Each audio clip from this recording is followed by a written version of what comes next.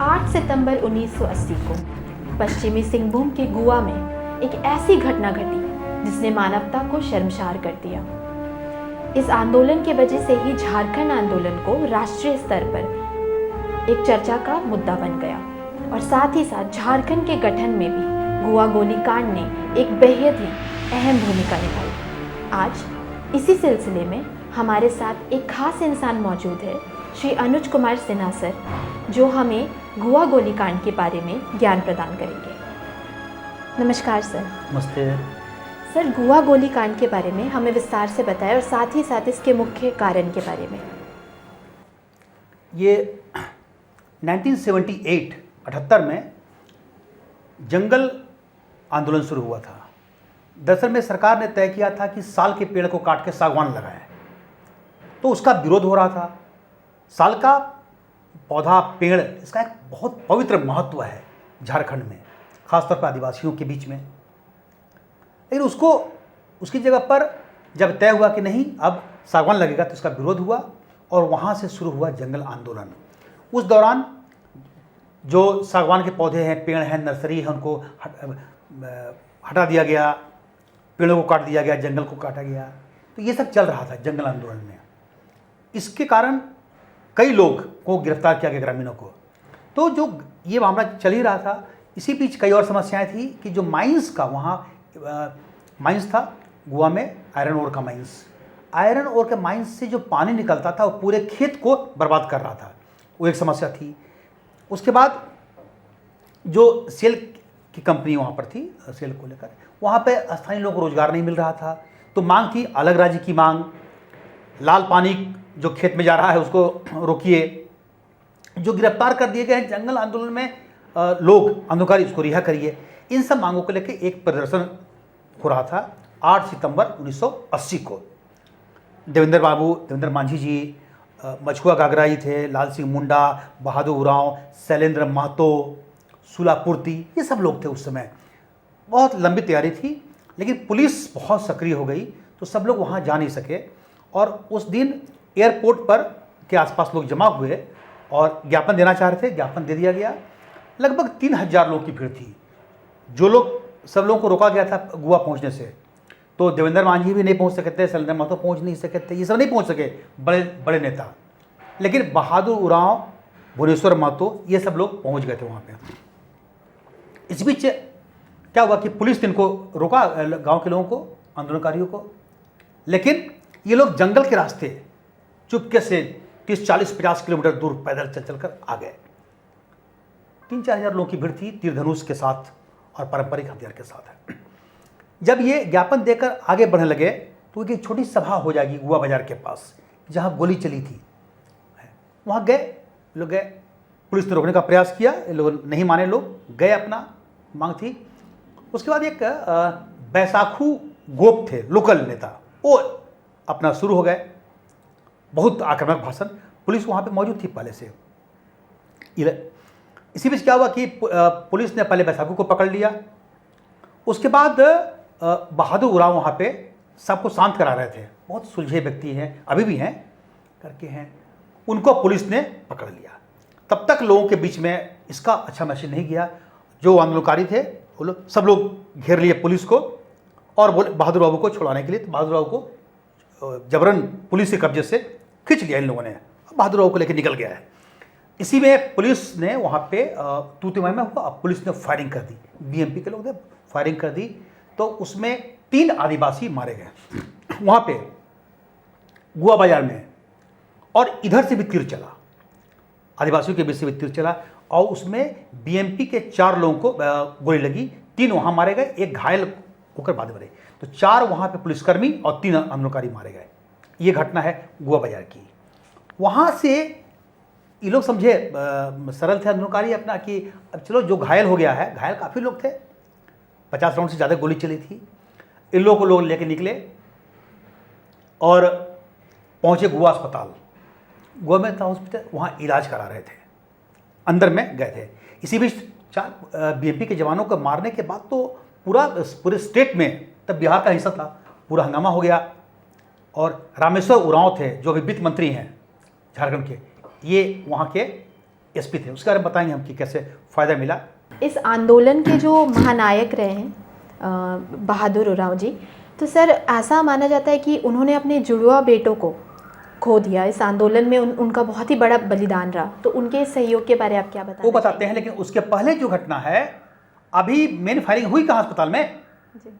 जब अस्पताल में इलाज कराने गए तो वहाँ तब तक जामदा से इन लोगों ने और पुलिसकर्मियों को बुला लिया, बीएमपी के जवानों को बुलाया। बीएमपी के जवान वहाँ पहुँचे और सब आक्रामक थे कि मार देना है। वो लोग फायरिंग करते हुए, स्टेशन से फायरिंग करते हुए आए, अस्पताल में गए। वहाँ पर जो लोग इलाज करा रहे थे, जो घायल थे आदिवासी हैं, इन लोगों को कहा गया कि तुम लोग अपना बाद में चलो, सबका इलाज होगा, या तुम लोग पहले बाहर चलो और अपना तीर धनुष रख दो। इन लोगों से तीर धनुष रखवा लिया गया। उसके बाद उनको बाहर में अस्पताल से निकाल के 8 आदिवासी को वहाँ पे खड़ा करके लाइन से खड़ा किया गया उस अस्पताल कैंपस में, और उनको गोलियों से भून दिया गया। ये दुनिया के इतिहास में दूसरा ऐसा मौका नहीं मिलता है जब किसी अस्पताल में इलाज करा रहे आदिवासियों को अस्पताल से निकालकर गोलियों से भून दिया गया। इसलिए यह शर्मनाक घटना थी। बाकी तो संघर्ष होते रहता है।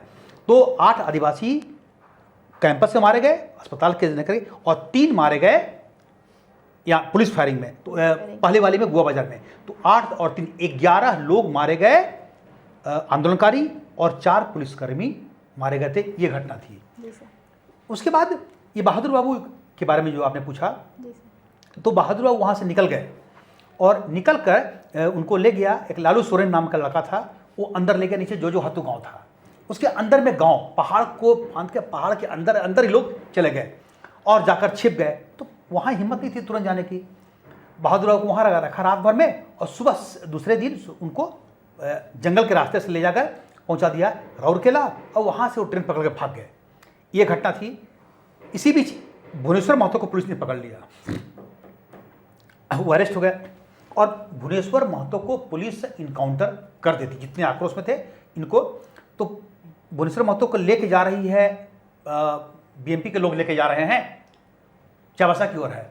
रास्ते में आ रहे थे तब तक रामेश्वर उरांव जो एसपी थे वो समझ गए, और रामेश्वर उरांव इसी झारखंड के रहने वाले, पलामू के रहने वाले थे। तो एक सॉफ्ट कॉर्नर था आंदोलनकारियों के प्रति, ये जानते थे। तो उन्होंने देखा कि आक्रोश है, तो आक्रोश को शांत करने के लिए पुलिसकर्मियों के उन्होंने एक थप्पड़ चलाया भुवनेश्वर महतो पर, ताकि आक्रोश कि हम देखते हैं, और उसके बाद फिर चुपचाप से उसको लेके निकल गए। तो एक वहाँ उन्होंने बचा दिया। अगर नहीं बचाते और अगर बीएमपी के हाथ में पड़ जाते भुवनेश्वर महतो, तो पुलिस उनका वहीं पर इनकाउंटर कर देती, ये तय था। तो रामेश्वर उरांव के प्रयास से ही भुवनेश्वर महतो की जान बची। तो एक ये हुआ। अगला है कि इधर तो ये बच गए, इनको ले जाया गया चाबासा, भुवनेश्वर महतो को। दूसरी ओर ये भाग गए, वहाँ से राउरकेला से निकल गए, और फिर ये धनबाद के आसपास में चले गए, उधर कहीं पर अपना रह रहे थे। ठंड का समय आ गया था। जिन बच्चों की बात कही, बहुत ही दुखद घटना थी। पुलिस तो खोज रही थी। पुलिस ने बहुत भारी संख्या में बस से, हाट से, गाड़ी से पकड़ कर लोगों को अरेस्ट करना शुरू किया। तीर धनुष पर प्रतिबंध लग गया 80 में, जबकि ये परंपरा है। बचपन जब बच्चा जन्म लेता है उसके बाद से उसको तीर धनुष के साथ हो रहता है बच्चा। ये पारंपरिक हथियार है आदिवासियों का, जंगल में अपनी रक्षा करने के लिए हर तरीके से। तो जब मामला गया लोकसभा में उठा, तब जाकर प्रतिबंध को इंदिरा गांधी उस समय थी पीएम थी, उसके बाद हटाया गया था। बहादुर बाबू ये समय बीत गया। बहादुर बाबू के घर के कुर्की जब्ती होनी थी, पुलिस खोज रही थी। बहादुर बाबू क्या किए कि सोचे कि ठंड पड़ रहा है, और अब बच्चे लोग, 2 छोटा बच्चा था उनका, कुछ महीने का बच्चा था, जुड़वा बेटा था, कि वो लोग घर में ठंड का होगा, चलो कुछ कपड़ा लेके जाते हैं। तो वो गर्म कपड़ा लेकर बहादुर बाबू आ रहे थे धनबाद से। जमशेदपुर जैसे ही पहुँचे तो उनको बताया गया कि कहाँ जा रहे हैं आप। एक सज्जन मिल गए, जहाँ पुलिस तो आपको मार देगी वहाँ पे चक्रधरपुर में, उनका घर चक्रधरपुर में था। तो बोले नहीं, हमको तो बच्चों के लिए देना है गर्म कपड़ा, परिवार के लिए, वो लोग कैसे होगा है। उनको पता नहीं था कि पुलिस उनके घर को खोज रही है। इस बीच यहाँ पर क्या था कि पुलिस, ये सारे लोग हैं, इनको घर खाली करवाना चाह रही थी, जिस घर में दोनों बच्चे थे, उनकी पत्नी थी। उनकी पत्नी बोली कि हम यहाँ से नहीं जाएंगे, इस घर को हम खाली नहीं करेंगे, हम यहीं रहेंगे, जो करना करके करेंगे, हम अपना उनका अपना नैहर कहीं पर था, मुंह में ही नहीं जाएंगे हैं। वो बेचारी को निकाल दिया गया। वो घर के बाहर ठंड में, बाहर में, भाई सितंबर की घटना है तो अक्टूबर, एक महीने के अंदर की बात है। उसके बाद बाहर में ठंड में वो बहादुर राव की पत्नी दोनों बच्चों को लेकर, दोनों बेटों को लेकर वहीं रह गई। कड़ाके की ठंड पड़ती है सारंडा में। जब बहादुर राव जिस व्यक्ति को भेजे थे कपड़ा लेकर, दोनों बच्चों के लिए गर्म कपड़ा है, जब वो आकर वहाँ पर पहुँचता है घर, तो घर के बाहर देखता है कि बहादुर राव की पत्नी बैठी हुई है, चुपचाप से देख रही है, रो रही है, और दोनों बच्चे उनके गोद में मरे पड़े हैं। कि सर वहाँ के लोगों का जो समस्या था लाल पानी को लेके, सर क्या अब उन लोगों को ये समाधान मिल चुका है? नहीं, समाधान तो नहीं हुआ ना। तो माइंस तो अभी भी है, पानी अभी भी जाता है, वो अलग हुआ। लेकिन उसके बाद जो घटना घटी बड़े पैमाने पे, आपको इतने लोग मारे गए, सब कुछ हुआ, तब राष्ट्रीय स्तर पर चर्चित हो गया, पूरे देश की मीडिया आ रही है। तो झारखंड आंदोलन वहाँ से पिकअप पकड़ा। और उन दिनों झारखंड मुक्ति मोर्चा वहाँ बहुत मजबूत नहीं था, झारखंड पार्टी मजबूत थी उस एरिया में। लेकिन उसके बाद झारखंड मुक्ति मोर्चा बहुत ही ताकतवर संगठन के रूप में आया, और राज्य बनाने का जो आंदोलन था वो बहुत तेज से आगे बढ़ा। उसका कई बड़े कांड हुए गोवा में, गोवा के आसपास में, पूरे एरिया में है। और झारखंड आंदोलन ने वहाँ से सीधा कहें वो एक बहुत तेजी पकड़ी, उसने एक रास्ता बनाया।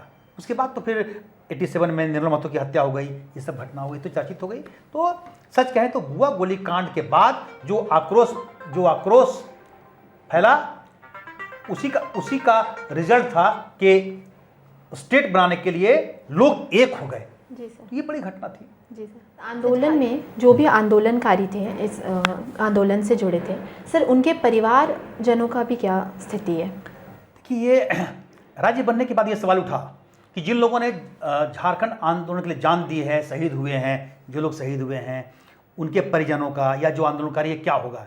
तो उसलिए एक आयोग का गठन किया गया, झारखंड में है, और वो अभी भी चल रहा है।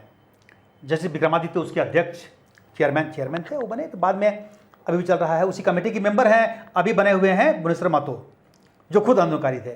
तो उसका जब हेमंत सोरेन जी सीएम बने थे इसके पहले, तो उन्होंने गोवा गोलीकांड में जो मारे गए थे उसमें से कई लोगों के परिजनों को सरकारी नौकरी दी। एक ये मिला, वो लोग परिजन में जो बचे थे वो लोग पढ़े लिखे नहीं थे, लेकिन जो भी रहे होता है। दूसरा कि जो लोग भी जेल गए थे है, उनके जिसको रिकमेंडेशन हो रहा है उसको पेंशन है, नौकरी का, वो सब का प्रोविजन चल रहा है। लेकिन गोवा गोलीकांड के शहीदों के परिजनों को, सबको तो नहीं हो सका है, 5 या 6-7 परिजनों को नौकरी मिली। तो ये एक लाभ मिला, लोग याद किया है। लेकिन बड़े पैमाने पे कोल्हान में भारी संख्या में लोग मारे गए। अभी भी उन लोगों को न्याय की उम्मीद है। बहुतों को अभी तक रोजगार नहीं मिल पाया है, बहुतों का को चिन्हित भी नहीं किया सका है। जो लोग प्रयास किए वही आगे आ गए। तो बहुत अद्भुत इलाका है सारंडा, कोल्हान का इलाका होता है। अभी भी बहुत गरीबी है, अंदर के एरिया में बहुत बदलाव नहीं दिखा है। वो सब जो बात करते हैं शोषण, वो एक अलग समस्या अभी भी रही है, बहुत अवसर नहीं है। लेकिन सरकार ने प्रयास किया, आयोग का गठन हुआ, उससे थोड़ा पेंशन मिला। तो ये एक सबों को तो नहीं, बड़ी संख्या में आंदोलनकारी थे। तो इनके साथ न्याय अभी भी बहुतों के साथ नहीं हुआ है, समय लग रहा है। जी सर। प्रभातखबर.com, विश्वास वही, रफ्तार नहीं।